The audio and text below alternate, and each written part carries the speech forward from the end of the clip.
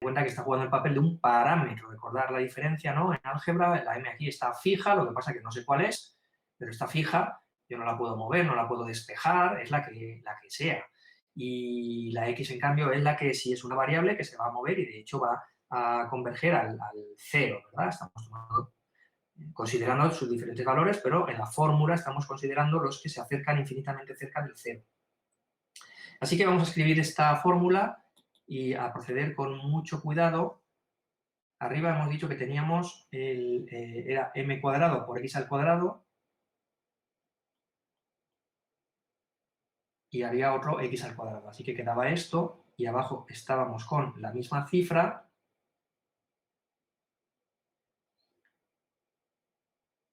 Y luego, como teníamos x menos mx, y eso al cuadrado, bueno, pues eso aquí puedo sacar, aquí estoy marcando una x factor común, que sale, como está al cuadrado en el producto, pues sale al cuadrado, y me queda un 1 menos m. Perdón, el 1 menos m, perdón, he puesto mal el cuadrado, 1 menos m al cuadrado por x al cuadrado. ¿Vale? Como digo, los cálculos son todos muy sencillos, hasta ahora es todo aritmética, pero hay que ir con cuidado porque si aquí nos confundimos, el resto va a estar mal. Como veis, entonces, en el denominador yo puedo sacar un factor común x al cuadrado. Bien, lo voy a escribir entero.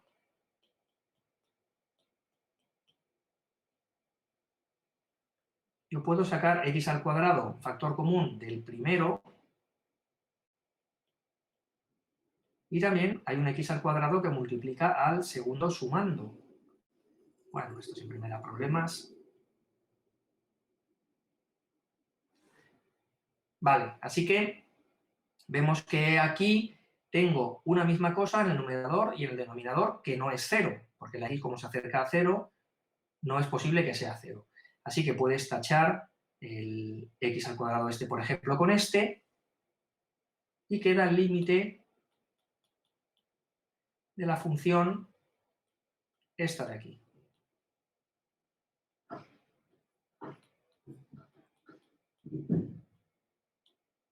Bueno, perdón, aquí otra vez que he puesto el cuadrado donde no era.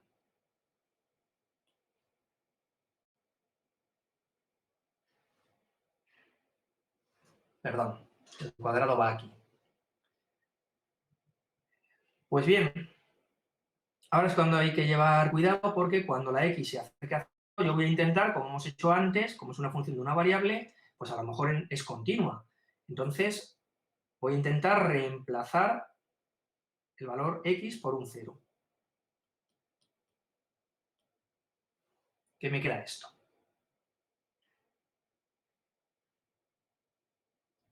Y esto mucho cuidado porque, claro, ahora,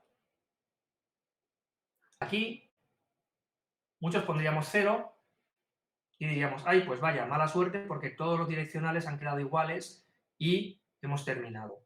O sea, este procedimiento no me ha servido para nada. Error.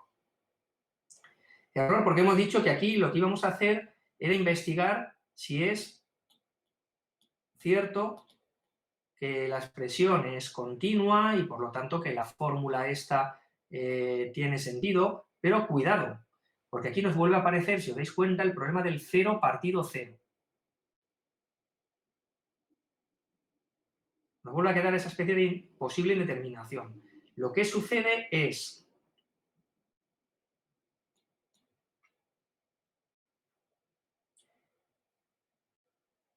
si yo no tuviera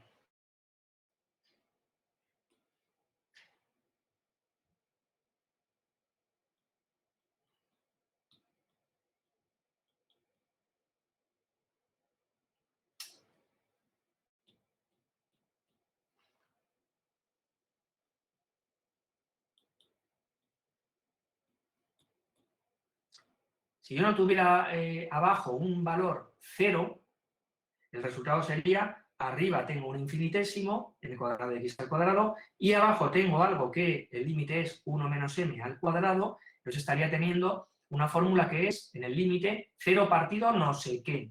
Pero ese no sé qué no es el 0. En ese caso daría entonces ciertamente valor 0, es decir, la función habría sido continua, la de una variable, no habría tenido ningún tipo de indeterminación.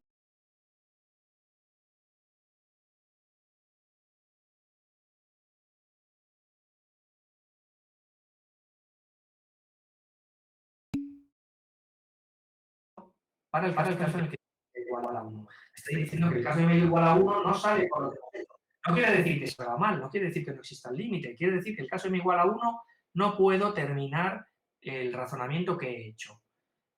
Bueno, pues vamos a estudiar por separado.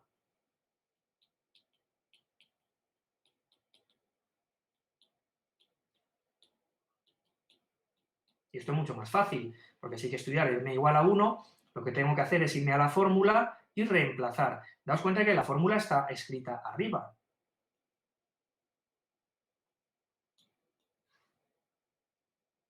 O sea que yo puedo reemplazar m igual a 1, por ejemplo, aquí, o aquí, en cualquiera de estos sitios. Es la misma fórmula, solo que la he ido como describiendo de diferentes formas.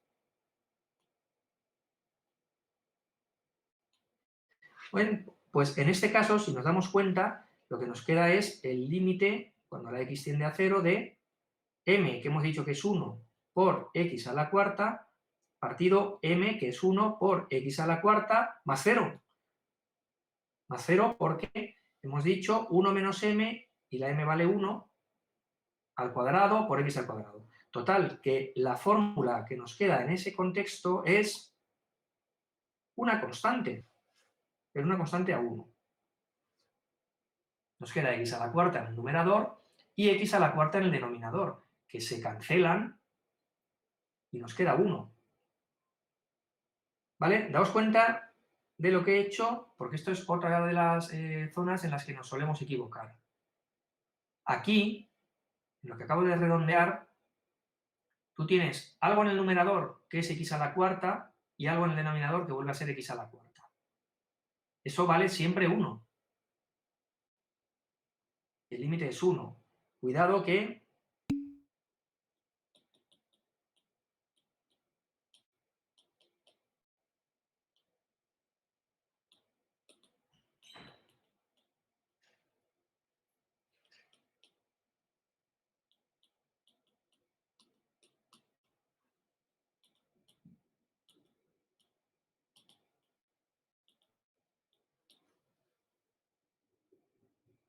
esto que es algo que vemos mucho en los exámenes, y veis, pues creo que es lo que está escribiendo Daniel Parada.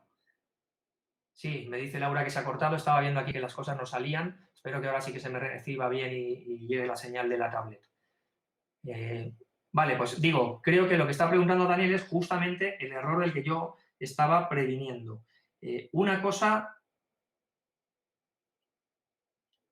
en la que suele confundirse mucha gente es tomar límite, digamos que antes de tiempo. Tú tienes una función que es x a la cuarta partido x a la cuarta. Eso está definido para cualquier valor de x que no es 0. Evidentemente, esta función es constante y vale 1. Pero si tomas límite sin haberte dado cuenta de ese detalle, sin haberte dado cuenta de que la fórmula se podía simplificar, entonces te vas a llevar a engaño. Te vas a quedar aquí pensando en que esto pues, es una indeterminación y a lo mejor me quedo ahí pillado ya y no sé continuar. Habrá quien sí, que diga, pues aplico L'Hopital, aplico tal, bueno, lo que quieras. Pero lo vemos continuamente como al llegar a este paso que hay abajo del todo, en lugar de considerar que la función de abajo, x a la cuarta partido x a la cuarta, se pueden simplemente simplificar. Eso es evidente que vale 1. Es una función que evidentemente tiene límite porque es constantemente igual a 1. En todos los puntos menos en el 0 donde no está definida, pero como sabemos, no importa el valor, no tiene ni por qué estar definida la función en el punto para tener el límite en ese punto. Entonces esta es una función que es constante y evidentemente el límite es 1. Si pensamos así, bueno, más que error, simplemente esto no nos lleva a ningún sitio. Ya sabemos que las indeterminaciones no quiere decir que no exista el límite, quiere decir que todavía no ha sido capaz de calcularlo. Bueno, pues es que vale 1, y el procedimiento para ver que vale 1 es el que hemos dicho. Vale, pues esta era situación que hemos dicho, del ejemplo 8.3, y el ejemplo 8.6, este es más peculiar, no lo voy a hacer para no emplear más tiempo. Esto lo que podéis ver es que si se emplean las rectas y igual a mx, ciertamente te parece que el límite puede existir porque en todas coincide el valor y vale, pues me parece que vale 0 todo el tiempo. Efectivamente, vale 0 en todo el tiempo. Sin embargo, dado que el denominador tiene esa forma tan peculiar, en donde estamos haciendo como curvas que son parábolas, ¿no? Y igual a x al cuadrado, esas curvas de alguna forma aparecen, ¿no? Bueno, pues eso te podría sugerir que hicieras esto. Vale, pues con estas curvas, efectivamente, ya podemos comprobar que el resultado no es siempre el mismo, ni mucho menos. Los valores cambian según valga la n. Bueno, esto es a lo mejor un poco más elevado, es un poquito más artificioso, pero este ejercicio me parece importante conocerlo porque lo que nos está diciendo es, una vez más, aunque yo calcule todos los límites direccionales y según todas las rectas todos me valgan lo mismo, eso no quiere decir en absoluto que la función tenga límite. Aquí tenemos un ejemplo relativamente sencillo. Una función en la que todas las direcciones por rectas me dan el mismo valor, que es el 0, y sin embargo, si yo me acerco a la curva a través de una determinada parábola, pues el valor me puede dar que es infinitamente parecido a, qué sé yo, a 2. Bueno, el ejercicio 3 pues también se puede ver en el manual, también está completamente resuelto. Puede suceder que el límite a lo largo de una recta o de una curva, que te interese, puede ser que directamente ese límite no exista. Pues si no es posible garantizar que la curva se acerque al 0, pues mucho menos entonces el valor de la función en el entorno, ¿verdad? Es decir, si tú cuando te acerques por una determinada curva ves que los valores son infinitamente parecidos a un valor y cuando te acercas por otra curva ves que los valores son infinitamente parecidos a un valor diferente, bueno, pues eso lo que te está diciendo es que no hay ningún valor al cual se parezcan infinitamente todas las valoraciones en este circulito. Repito la motivación, porque si yo me acerco dentro del circulito por esta curva, las valoraciones se parecen mucho a este punto, pero si me acerco dentro del circulito por esta otra segunda curva, las valoraciones se me van a otra cosa diferente. Esa es la intuición que hay detrás de estos ejercicios de menos frecuentes quizá, de no existencia del límite a lo largo de una recta.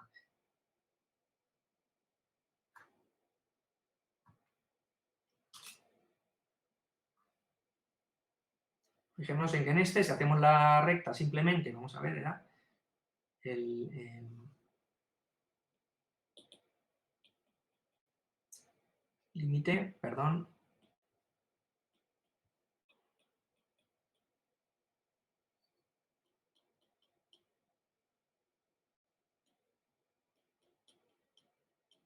ahora vamos a hacer directamente el caso de la curva, que es una recta, x igual a 0. Entonces lo que queda es el límite cuando, como la x vale 0, solamente me sobrevive una variable que es la y.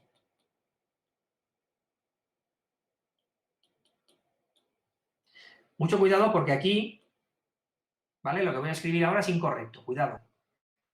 Cuidado porque muchos aquí harían límite de y partido y igual a 1.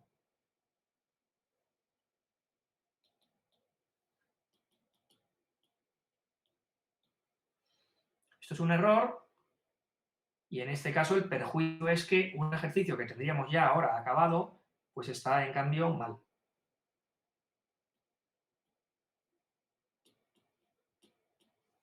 ¿Por qué digo que aquí hay un error? Porque la raíz cuadrada de y al cuadrado, teniendo en cuenta que yo no sé el signo de y, lo único que puedo decir es que es su valor absoluto.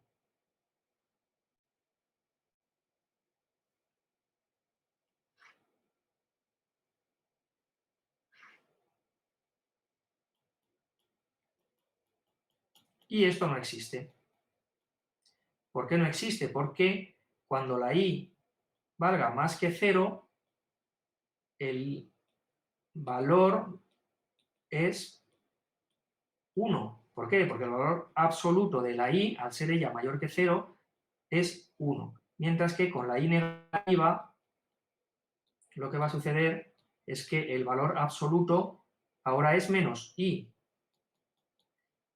Entonces, es una función en la que, de una variable, lo que pasa es que la variable es la i, es una función en la que el límite por la derecha vale 1 y el límite por la izquierda vale menos 1. O sea que, si yo la dibujara, teniendo en cuenta que la variable, cuidado, porque es la i, la que es variable, y aquí pongo los valores, lo que estaré observando es que la función es así. La función por la recta.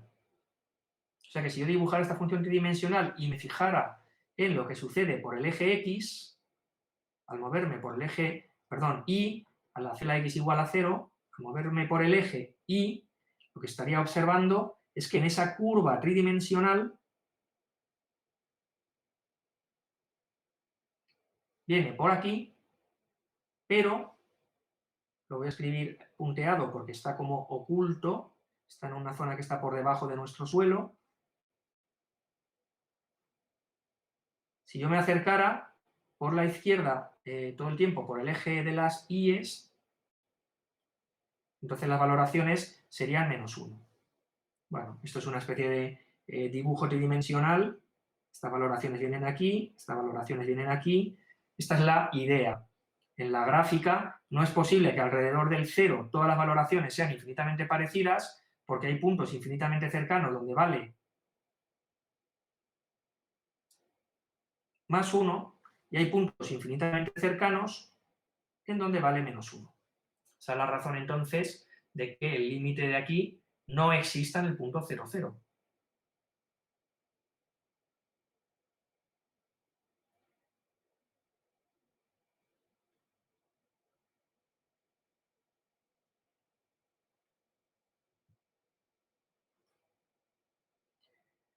Bueno, pues esto era lo que queríamos entonces ver. Esta es la precaución que he dicho ya un montón de veces a lo largo de hoy. Bueno, me está dando aquí otra vez señal en rojo. No sé si esto lo estáis viendo bien y me estáis escuchando. Espero que todavía aguantemos. Muy bien, pues con esto entonces tenemos ya las condiciones para ahora pensar en qué sucede cuando las funciones sí son continuas, cuando las funciones sí tienen límite en el punto y coinciden. Aquí tenemos la definición, como veis, ninguna sorpresa, es exactamente lo que teníamos en el caso de R. Una función se dice que es continua en un punto. El punto, ¿por qué de acumulación? Creo que esto no lo llegué al final a decir. ¿Por qué pedimos que el punto sea de acumulación? Si no fuera un punto de acumulación del dominio, lo que sucedería es que la definición del límite que hemos dado antes la cumpliría cualquier vector. ¿Por qué? La cumpliría vacíamente. Podría encontrar entornos en donde solamente hay un punto de C como mucho, que es A, y entonces no podría sacar ningún otro cálculo, con lo cual lo que quiera decir después sobre los cálculos es cierto, simplemente porque no hay ningún punto sobre el cual comprobar cálculos. Esa es la razón entonces de estar con punto de acumulación. Repito, si no estoy en un punto de acumulación, cualquier valor que yo quiera poner en la definición de límite me va a decir que es cierta. Y eso no nos interesa, evidentemente, eso es una barbaridad. Bueno, pero aparte de ese matiz, repito, continuidad en un punto de acumulación del dominio es que exista la valoración en el punto, que exista el límite en el punto y que además las dos cosas coincidan, como siempre. Y la continuidad en una zona del dominio, pues es que punto a punto se cumpla. Y viene la terminología que ya conocemos también de una variable. Si hay límite, aunque no coincida con el valor, se habla de una discontinuidad evitable. Ese término lo que quiere decir es, la puedes evitar cambiando la valoración que le das a f en el punto A. Ahora bien, si simplemente el límite no existe, entonces sí que ya la discontinuidad es o no evitable o esencial. Los nombres cambian con los autores. La continuidad, como pasa antes con el cálculo de los límites, tenemos una serie de propiedades que favorecen estudiarla. Es decir, si yo tengo funciones continuas, y ahora vamos a dar algún ejemplo de funciones sencillas que son continuas, También tengo garantizada por esta propiedad teórica primera que su suma me va a dar una fórmula, una expresión nueva, más compleja, pero que también va a ser continua. Su producto igualmente. El cociente, con tal de que no se anule lo del denominador en el entorno de A, para que así podamos saber calcular el cociente en un entorno adecuado y, por lo tanto, calcular el límite, también nos va a dar lo mismo. El límite del cociente es el cociente de los límites, como era esperable. También tenemos una fórmula que nos permite componer funciones continuas. Así que eso es lo que te dirá que, por ejemplo, el cuadrado de una función continua o el logaritmo de una función continua, con tal de que no se anule, ¿vale? Porque siempre viene aquí el problema de que cuando tú hagas la composición, evidentemente necesitas que haya una fórmula con sentido. Eso significa formalmente que al llegar a la primera se sitúa dentro del dominio de la segunda y así la fórmula tiene sentido, la de la composición. Y de nuevo, como antes, todo lo puedo restringir al caso en el que en lugar de tener en la llegada Rn, tengo simplemente R. ¿Cómo? Pues bajando a las proyecciones.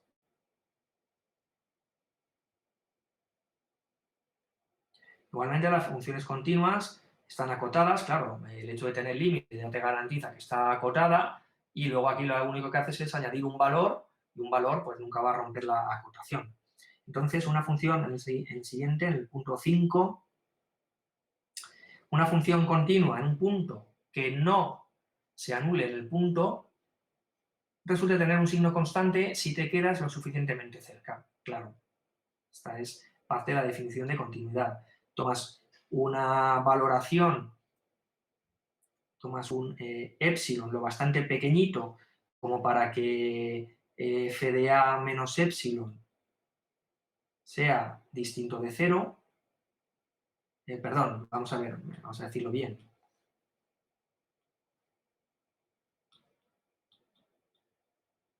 Si tienes un valor positivo, pues tomas un epsilon de forma que al restar también te quede positivo. Y si tuvieras f de a menor que 0, pues lo harías al revés, para que al sumar no te pase de 0.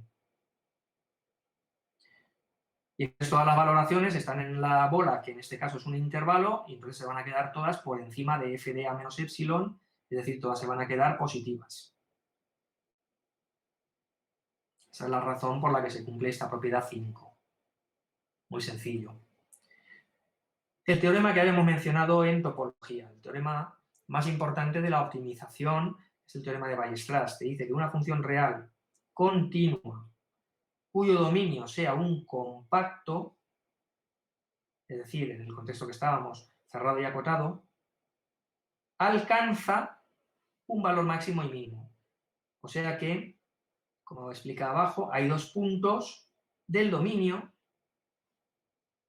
de forma que el primero te da un valor por la f más pequeño o quizá empatado con todos los demás, y el último te da, el x'0, te da un valor más alto o como mucho empatado con todos los demás valores de la función sobre los puntos de c.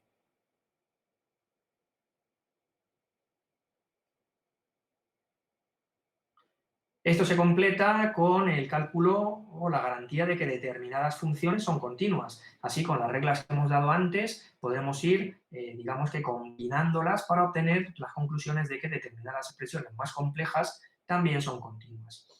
Lo primero es recordar que en R, en funciones de una variable, sabemos que hay continuidad cuando hablemos de polinomios, de sus cocientes, en las condiciones que hemos dicho antes, en las condiciones de que el denominador no se anule en el punto en el cual estés hablando. Logaritmo y exponencial, evidentemente logaritmo en su dominio, ya sabemos que en determinados puntos no existe el logaritmo. Valor absoluto, las trigonométricas, seno, coseno, como antes, las que no estén bien definidas, ¿no? Si tienes que la tangente en un determinado punto pues no está bien definida, ahí no es continua, pero en los puntos de su dominio, todas estas, ¿vale? Por eso aquí está enfatizado, el punto de su dominio, todas estas también son funciones continuas, la raíz cuadrada, raíz cúbica, etcétera, su dominio, pues todas ellas son también funciones que son continuas y entonces las podemos aprovechar para nuestras conclusiones teóricas. Y ahora ya, después de haber recordado las de R, funciones nuevas, funciones sobre varias variables que también son continuas. Estas son muy simples, pero gracias a la regla de combinación que hemos dicho antes, podremos concluir que funciones más complejas sí que son continuas utilizando estas. Por ejemplo, la primera, evidentemente la identidad es continua. ¿Cuál es el argumento? Aquí, en la siguiente página, lo tenemos. Si uno pone la definición de continuidad, enseguida ve que con delta igual a epsilon, la definición de continua se cumple. Las constantes, hombre, solo faltaría que una función constante, por mucho que tenga varias variables en la salida, no sea algo continuo. Pues las constantes también. ¿De qué forma? Pues yo puedo ir a la definición y veo que cuando me pongan cualquier epsilon, cualquier delta cumple la definición, porque simplemente es que la diferencia es 0. Así que 0 menor que epsilon se va a cumplir siempre. Como la función es constante, las diferencias es que son fijas. Las proyecciones, esta ya es un poco más difícil. Esta es un poco más largo, pero recordar que en el manual de la asignatura sí que está la prueba, pero las proyecciones es un pelín más difícil, ¿de acuerdo? Aquí tenemos apuntado cómo es la historia, la única parte que, bueno, que requiere un pelín de casi que simplemente de pensarlo es esta de... Perdón, lo he escrito mal, es esta de aquí. Bien, las proyecciones está claro que son las que son, pero esta parte de la única está muy sencilla. Y luego, las aplicaciones lineales. Esta es pues ya un poquito más larga, las aplicaciones lineales también son continuas. En el libro de la asignatura pues está la prueba, pero bueno, desde luego pues no hay que mirarla, es algo más larga y no merece la pena. Pero sí tenemos que recordar que estas tres son continuas y que la verificación es muy simple yendo a la propiedad. Así que gracias a eso, como veréis en la práctica, pues ya podremos hacer el ver que determinadas funciones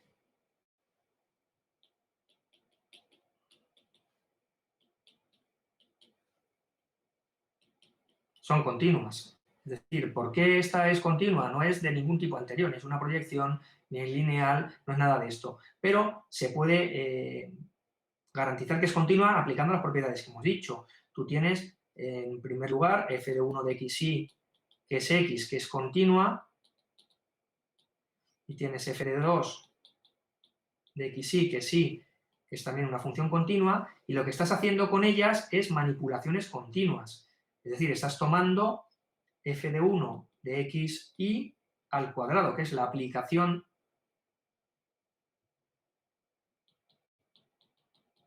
g de x, que es tomar el cuadrado, aplicada sobre f de 1 de x. Y, o sea, que estás haciendo una composición de funciones continuas. X al cuadrado, elevar al cuadrado, que es continuo, con la función f de 1, que es continua. Eso te da el primer sumando. Y el segundo sumando, pues es el producto de las dos, de f1 por f2, es su producto, el producto de funciones continuas es continua, luego eso lo multiplicas por 2, que es una función constante, que me acabas de decir que es una función continua, con lo cual están multiplicando tres funciones continuas, y luego el resultado lo sumas. O sea que este me has dicho que es continuo por ser una composición de continuas, este me has dicho que es continuo por ser un producto de tres continuos, y su suma, por lo tanto, también, por la propiedad conveniente, es una operación que me da una función continua. Así que, con estas manipulaciones sencillas, estamos viendo que funciones ahora un poco más complicadas, que no forman parte de la lista que hemos dado de funciones continuas, también está garantizado que son continuas. Y, por lo tanto, si a mí ahora me dijeran para esta función, ¿cuál es su límite en el punto 1, 2? Pues simplemente haría 1 al cuadrado más 2 por 1 por 2, pues 5. Y se acabó. Bien, lo digo porque esta pues podría ser una de las preguntas de TED, ¿no? f de x y es tal. ¿Cuál es el límite en el punto 1, 2? ¿no? Y luego una serie de respuestas. Pues no se puede calcular, pues la función tiene límite 1, o 2 o 5. Pues el cálculo que hay que hacer para resolverlo es así de sencillo. Muy bien, pues con esto entonces terminamos el tema. Colgaré pronto el tema siguiente para que lo tengáis a vuestra disposición, el de la diferenciabilidad. Y repito, para los que no estuvieran al principio, como en la universidad quiere cambiarse a Zoom, es probable que las siguientes clases ya las convoquemos por Zoom, a ver qué tal nos defendemos, a ver si funciona bien. Si alguien quiere hacer alguna pregunta y si no, ya terminamos.